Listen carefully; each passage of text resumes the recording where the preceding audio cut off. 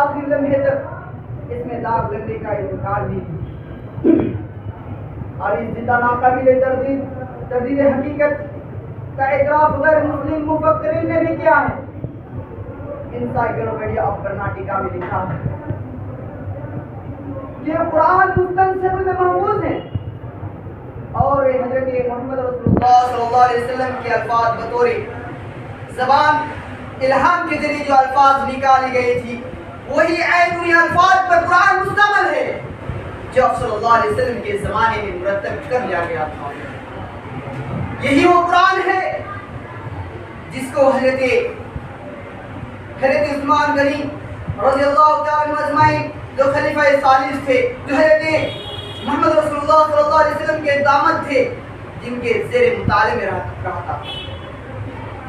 اور عین انہی وہ قرآن